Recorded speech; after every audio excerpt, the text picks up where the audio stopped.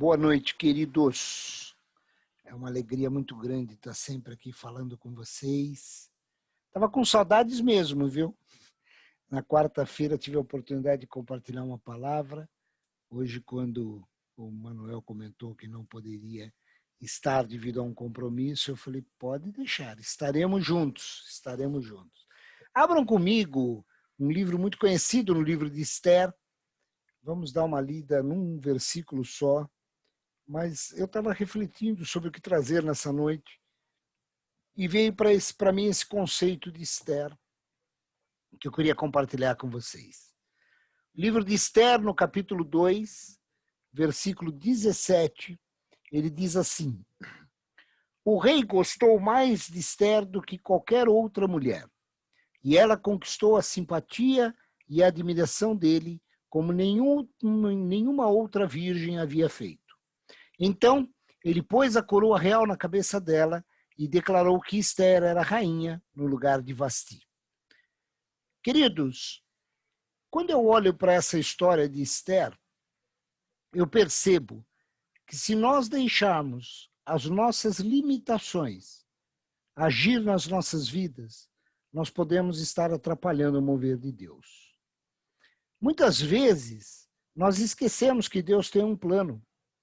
E quando nós esquecemos que Deus tem um plano, ou olhamos para aquilo que Deus quer fazer, ou aparentemente quer fazer na nossa vida, nós começamos a pensar que, puxa vida, será que eu sou capaz disso? Será que sou eu a pessoa verdadeira que Deus vai usar? Deixa eu dizer uma coisa para você. Muitas vezes, eu diria para vocês que a maioria das vezes nós não estamos preparados. Mas tem uma coisa muito importante, é que Deus é conosco em todas as situações. E se Ele nos escolhe, Ele irá terminar a obra que Ele escolheu em nós. Isso está lá em Filipenses, Paulo escreveu isso aos Filipenses.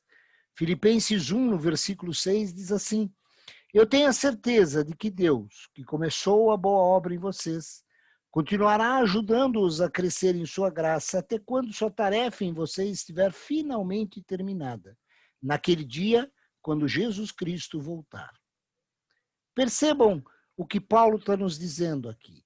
Ele está dizendo, Deus tem um propósito em sua vida. Se esse propósito é te colocar junto com os grandes, junto com os presidentes, os governadores, ele vai te colocar. Mas nós muitas vezes podemos impedir.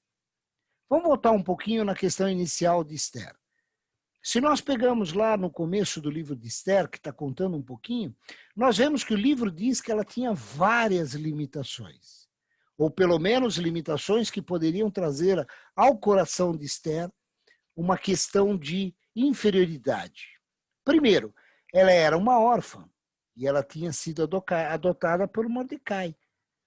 Ela era de uma minoria, ela era dos judeus que estavam presos num país persa. Ela era de um país que havia sido dominado. Ela era uma mulher jovem e solteira. Por que isso?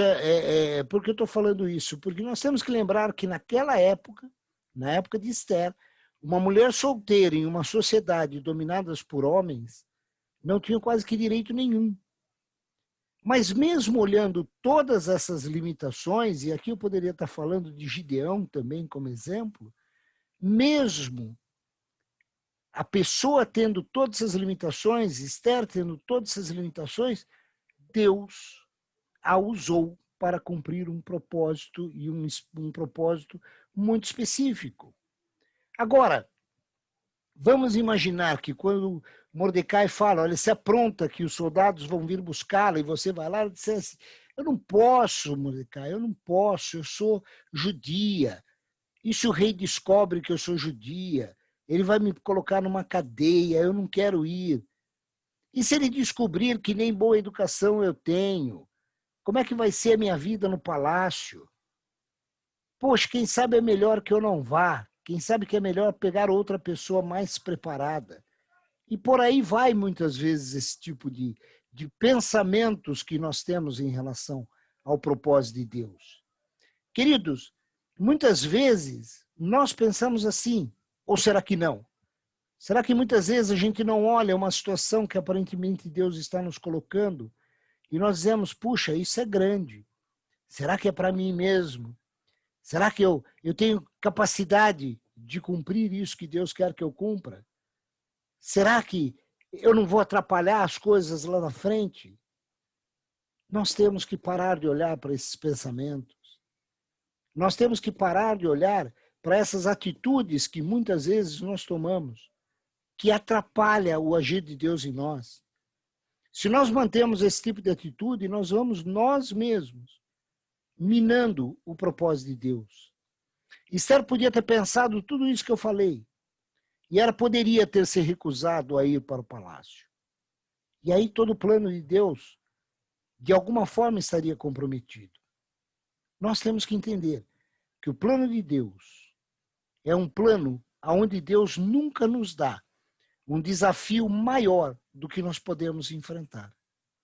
Então, se você olhar para a sua frente e ver um grande desafio e se achar limitado, não impeça o mover de Deus. Porque Deus vai te capacitar a que você entre por aquele caminho e que você tenha a sua vida de alguma maneira usada num grande propósito para que Deus haja através de você. Queridos, não somos nós que conseguimos. É Deus quem faz através de nós. E se nessa hora nós acharmos que somos fracos, nós acharmos que aquela porta é muito grande, nós acharmos que tem algum impeditivo em nós mesmos, ore. Peça a Deus a direção, peça a Deus que te capacite, peça a Deus que faça com que as coisas aconteçam segundo a vontade dele e que você possa responder com qualidade, que você possa responder com ousadia, que você possa responder de uma forma que aquilo que ele te colocou como mordomo, você realize uma boa mordomia. Muitas vezes a gente ouve falar que Deus capacita, Deus escolhe, Deus não escolhe quem está preparado. Essa passagem vocês sabem que não tem na Bíblia, né? Eles tiram algumas situações e aí alguém disse que Deus não escolhe os capacitados, mas capacita os escolhidos. Literalmente, isso não está escrito na Bíblia. Porém, na Bíblia tem uma história que retrata exatamente isso. Está lá em Êxodo 31, do versículo 1 ao versículo 11. Prestem atenção. A palavra se diz assim: o Senhor disse mais a Moisés: eu escolhi Bezalel, filho de Uri e neto de Ur, da tribo de Judá, e o enchi do Espírito de Deus. Dei a ele habilidade, inteligência e conhecimento artístico para desenhar e trabalhar em ouro, prata e bronze, para lapidar e esculpir pedras, para entalhar madeira e para fazer toda espécie de obra artesanal. Escolhi como seu companheiro a Oliabe, filho de Aizameque, da tribo de Dan. Também capacitei os artesãos para fazer o que eu mandei. Farão o tabernáculo, a arca da aliança, a tampa que estará sobre ela e todos os outros utensílios do tabernáculo. A mesa com suas vasilhas, o candelabro de ouro com todos os seus utensílios, o altar do incenso, o altar das ofertas queimadas com todos os seus utensílios e a bacia com a sua base, as roupas de tecido fino e as roupas sagradas para o sacerdote Arão e seus filhos, quando me servirem como sacerdotes, o óleo para as unções e o incenso aromático para o lugar santo. Tudo deve ser feito seguindo as instruções que dei a você.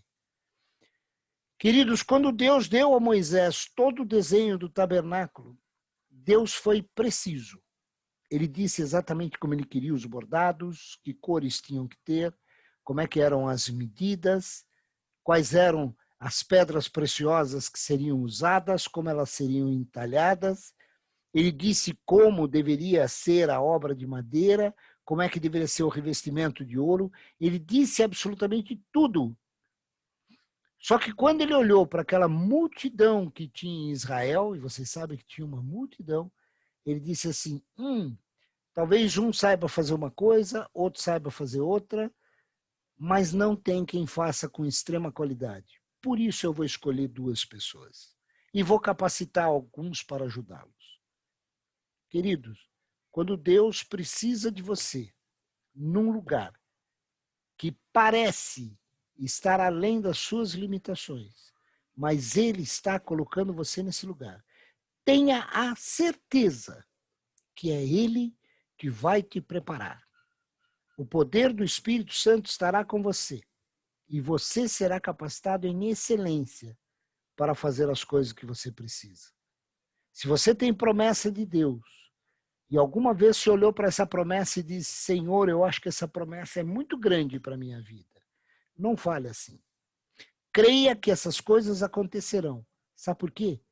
Porque fiel e justo é quem prometeu.